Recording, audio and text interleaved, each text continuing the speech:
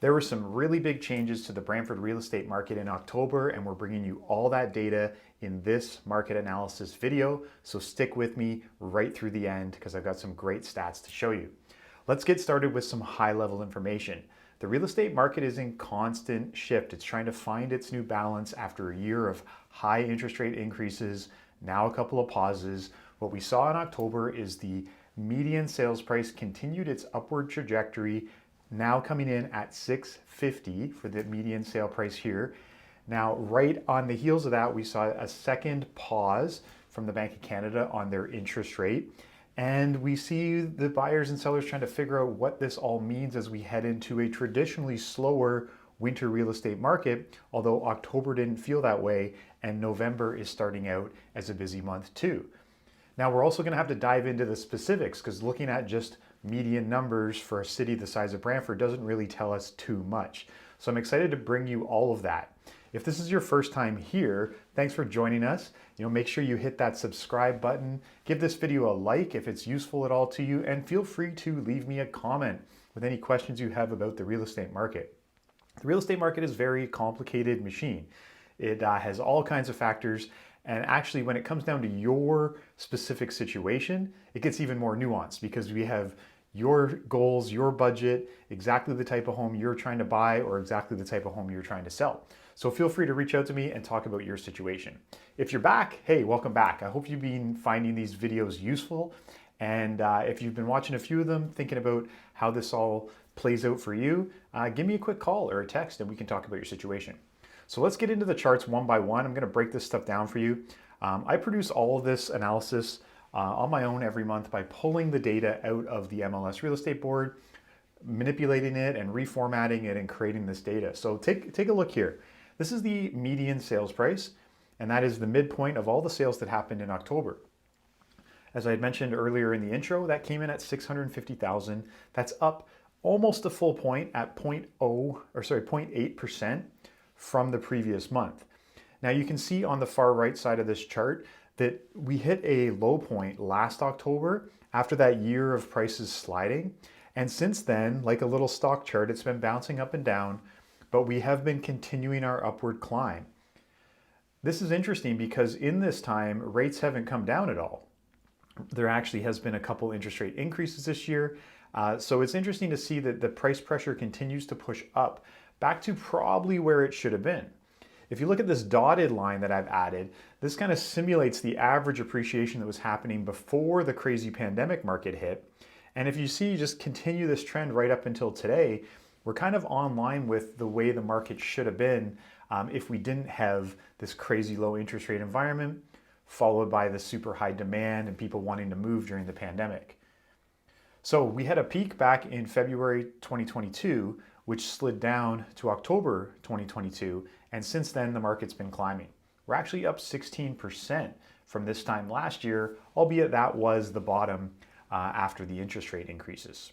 The next chart I want to show you is actually just drawing a horizontal line across the current price to show us that we are still down 18% from the peak. So if you had purchased a property in that very peak month of January, February 2022, you may be still feeling like the value of your home has decreased. But since the low, we're back up 16%. So we're on the right side of that curve. So anybody that's kind of been waiting on the sidelines for the market to hit its bottom, that probably happened back in October 2022. And as we look forward into the future, we expect this pressure to keep going, pushing prices slightly upwards.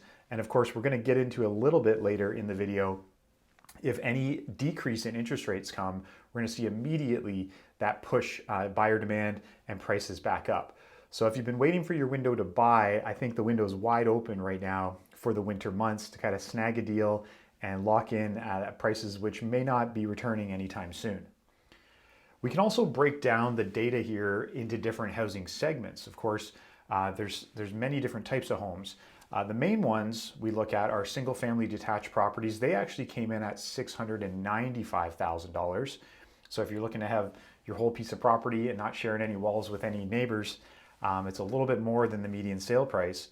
Townhomes, slightly more affordable, coming in at $580,000 is the median sale price. And then condos are becoming more and more popular here in Brantford For a long time, condo living in Brantford kind of meant almost townhome style condos here in Brantford, but more and more we're seeing apartment style condos as the new style of development happening. That's a great way to get into the real estate market at an average price point of $355,000 for the median condo. Now, if we look how we compare to our neighboring cities, Brantford is still a very, very affordable community. Now, it doesn't feel that way if you've lived here your whole life. I've been here since I was born. So if you live here, it can feel like, oh my God, the prices are out of control. But when you zoom out on a map like this and you realize that Brantford is still a very affordable community compared to its neighbors here in Southwest Ontario. If we look to the north, just head up the road 20 minutes to Cambridge, and we're already looking at prices that are 14% higher, the median home coming in at $738,000. And 45 minutes north to Guelph, it's 17% higher. Not to mention, if you just go 45 minutes down the QEW into Burlington, it's going to cost you 62% more just for the same house. And that's significant. That's a big change to just be 40 minutes closer. So what we're actually seeing is a lot of people coming from closer into the GTA or the KW region and looking downwards or westwards towards Brantford for its affordability. People that want to have a little more square footage, a little more room. And we're watching that trend continue. Of course, that effect continues if you keep driving further away from the GTA. We see it's actually significantly more affordable in towns like Woodstock and even London, which is a major city on its own, but it's just so far away from the GTA that it's not affected as much by that real estate market. If we zoom in inside the city, we also see some nuance. When you are shopping for a home in Brantford, the two things that kind of dictate where you're going to shop is the age of the home you're interested in buying and then the price range. And if you combine those two things, you can pretty much put a few pins on the map of where you're going to be shopping. As we see, the North End neighborhoods tend to have a price premium. Everything north of the 403 is basically residential neighborhoods, and it's all highly desirable. There's always an imbalance of supply and demand in these neighborhoods, so you can see that they drive a price premium, especially in the northwest corner, tends to get the highest price premium there at $700,000. Into the center of the city becomes more affordable with the older neighborhoods and the blend between owner-occupied homes and rental properties. Of course, if we go down south of downtown to the neighborhood of Eagle Place, that's where the most affordable homes are, and it's a great place to get into the market at $485,000. Now into the southwest is where all the new construction has been for the last 15, 20 years of Brantford, and that's why you're seeing higher price points there, because you're typically getting newer and larger homes in terms of square footage. Now I want to show you on the next slide though that the sale price isn't the whole story. In the next slide, I've broken down the dollar per square foot. So this is an indicator of how much of a price premium you're paying for a neighborhood, or more so how big of a house you're getting for your dollar.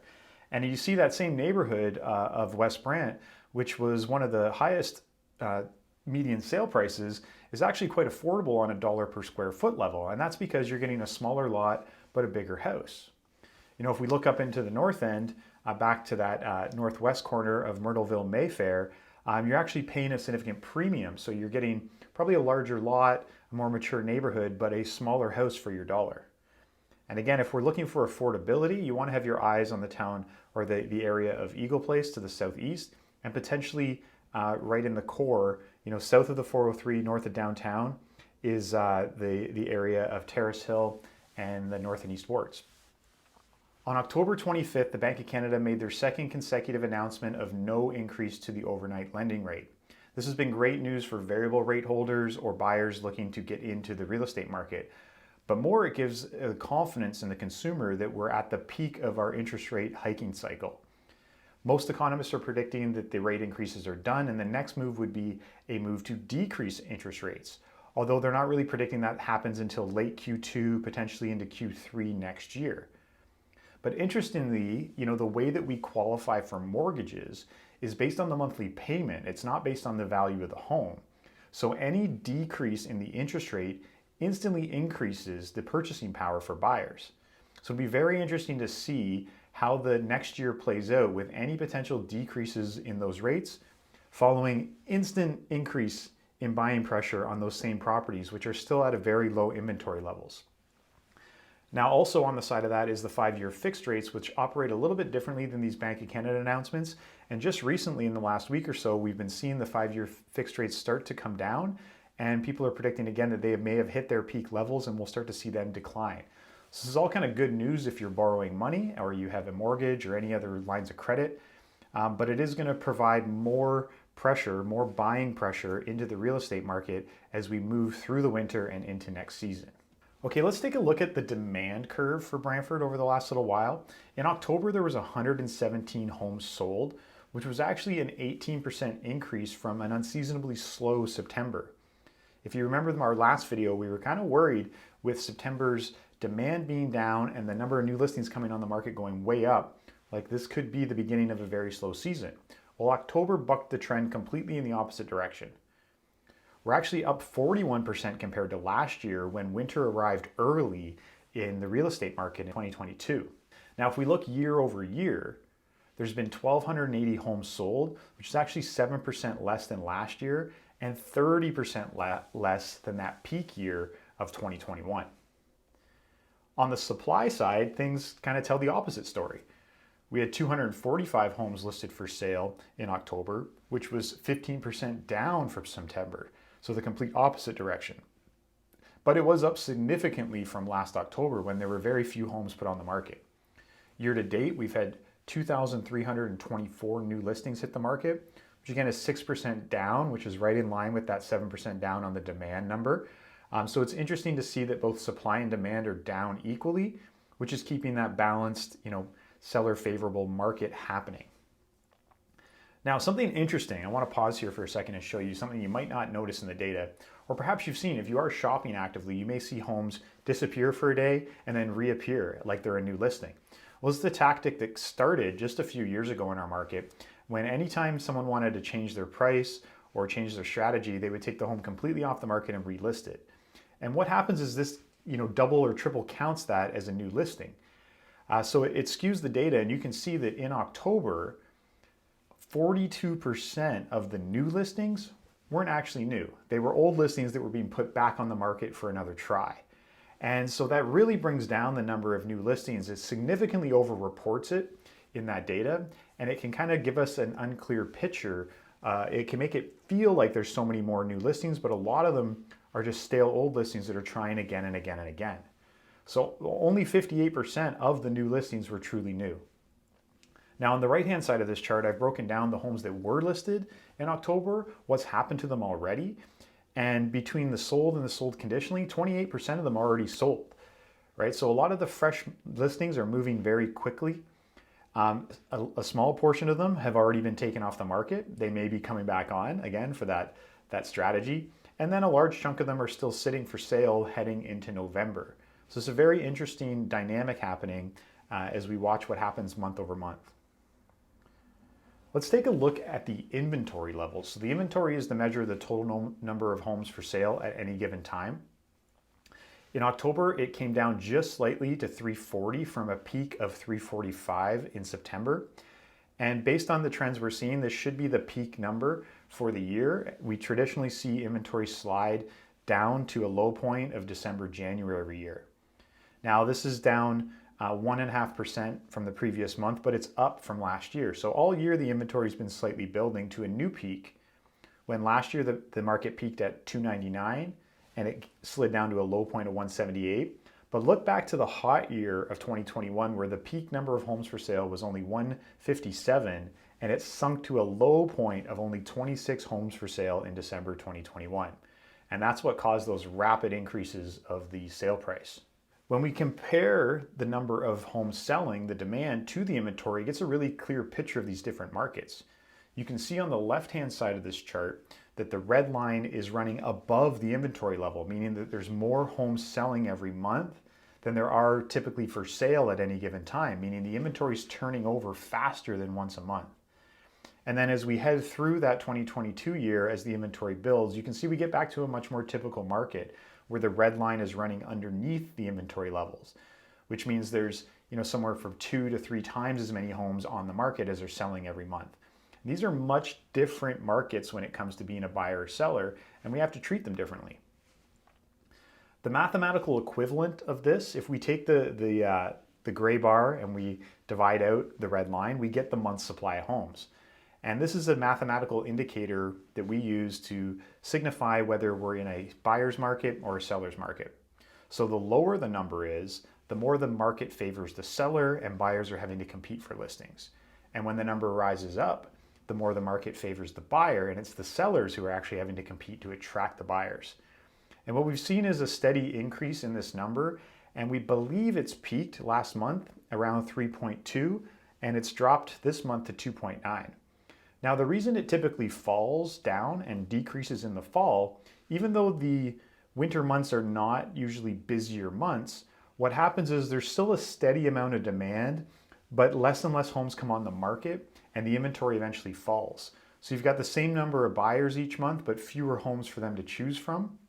And I believe this will be the trend this year. So we expect the month's supply to actually continue to decline into the winter. And this means that the market will actually be getting hotter for sellers throughout the winter months. Now, that's the overall number. Of course, there's going to be differences in properties. So it'll probably be the new fresh listings that remain hot. There's typically very few of them in months like December and January. So the people that do put their homes up for sale in those months are going to see some quick action on them.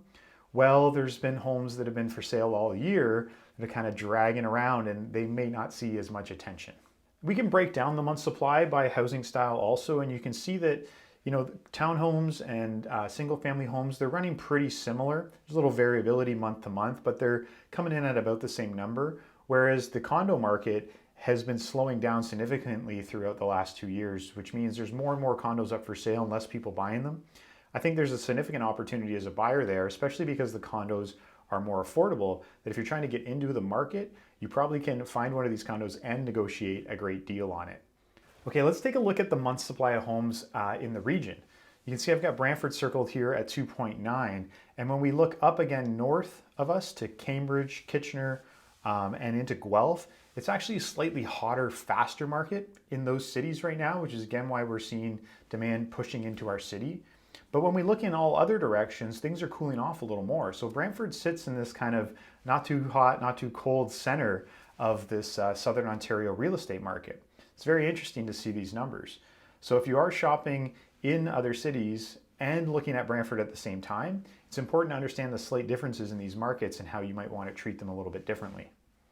And when we zoom into the neighborhood level here in Brantford, you see wide variability on the month's supply. In the northwest neighborhood of Myrtleville, Mayfair, you can see it's sub 1, which means there's still very high demand and very little supply. Homes are moving very quickly up there. Same over in the northeast of Linden Hills. These neighborhoods always tend to have higher demand than supply, no matter the market conditions. When we look over in the neighborhoods of Henderson and Homedale, there tends to be a little more choice. Even though the prices are high, there is a significantly higher number of properties on the market. So there's more choice in those neighborhoods. The one outlier I want to see, just on the upper left of the chart here, I threw Paris in there. You can see Paris, Ontario, which has been a hot market for the last couple of years. We are seeing a big influx. There's a lot of new developments being listed that have closed recently, and you're seeing the buyer demand slow down in that town. So edging up to 5.1 months supply, we're almost in that territory where we call it a buyer's market if it keeps moving in that direction. Okay, a couple more slides. Just want to break things down a little more nuanced. This one I'm looking at the number of homes sold, those are the red bars, versus the number of homes currently for sale, the blue bars, and we're breaking it down by the price ranges. And this is something I talk with all of my buyers and sellers with when we're sitting down one-on-one, but there is a big break right around the $800,000 price point where the market changes completely. So below $800,000, you're seeing a significant amount of the activity. Actually, 87% of all the sales that happened last month were below $800,000. You can also see a lot of the listing activity is there too. But once we crest up over $800,000, the market shifts completely. So if you're a buyer with a budget of over $800,000, know that you've got a lot more negotiating power and a lot more choice out there. You don't have to act quite as quickly. Now, if you're a seller who's trying to sell a home over $800,000, it requires a little bit different approach. We got to properly price the home and make sure we do a really good job marketing it because you've got lots of extra competition. Similarly, we can look at this same chart, but instead of looking at it by price range, we can look at it at time on market. And we can see that 62% of all the sales they've been happening 6 weeks or less on market. And that's a really important thing to understand, that we have a first shot, a first attempt to try to get this done. And the longer your home sits on the market, the less likely it is attracting buyers. I want to point to the bottom of this chart where you're seeing like 84 days and up. That's 12 weeks plus in the market. You're seeing just how big those blue bars are compared to the number of homes that are selling that long on market. And you can see that it's much more challenging to move a property once it's been on the market for a couple months. So that means we want to get it listed right the first time. And then if we're not getting the traction that we want to change strategy pretty early in the listing, not waiting till month 2 or 3 on the market. Okay, this chart actually shows us how strong the offers are on properties. And I've bolded the line of 100, that's full price offers. Everything below that line means that there was a discount off of the asking price, and anything above that line means that there was multiple offers and that the home went over asking price. And you can see there still is quite a bit of activity at full price and above. In fact, it's 36% of all the red dots here are at the full price line or higher. So there is still quite a bit of activity where people are pricing their homes properly or pricing them slightly undervalued intentionally to drive multiple bidders to push that price back up. Now, the more significant portion of the market is actually homes that are negotiating in a traditional way. We've got our asking price up here and the buyer comes in and makes an offer and we meet somewhere in the middle and we get a deal done. So it's really important to understand what's been going on in your local marketplace, whether it's a buyer or a seller, to figure out what kind of asking price we want and what kind of offer strategy we're going to do when it comes to go get that house. Last chart for this week is the current listings versus the current sales. So every blue dot on this chart is an active property on the market as we make this video. The price is along the bottom, the time it's been on the market is along the side. So the higher up the chart, the longer it's been on the market. And the red dots are the ones that actually sold in October. And you can see there's a cluster, and they're mostly down, again, below that 6 weeks and under $800,000. You can just see how all the red dots are collected down there. And the further we get away from that, the more blue and less red there is. So this gives me a clear sign that when it comes to selling a home, if we've got a home under $800,000, we can expect that it's going to be very busy right off of the gate when we list it, and we want to get it done and sold. We even have a chance of potentially getting a bidding war going. Over $800,000, we want to take a lot of care to make sure we market the home properly and list it exactly right so we get it done. And then as the home drifts up, if we're getting into 4 weeks, 5 weeks, 6 weeks on the market, it's time to make a correction, because the longer we're on this chart, the further we drift up as one of these blue dots, the less likely it is that we sell a home. So that's the overall picture for this month. Thanks for sticking with me. If you enjoyed this video, please give it a like and definitely subscribe to the channel. I'm going to make several more videos this month alone, diving into some of these charts a little deeper and a little slower to give you a deeper understanding of the real estate market. But the best thing is, if you have a specific question, you want to reach out to me directly so we can actually address your situation and give you a little insight. If you're buying a home or selling a home, you can reach out to me and I'm happy to help you. Thanks for being here this month. We look forward to making you another video soon.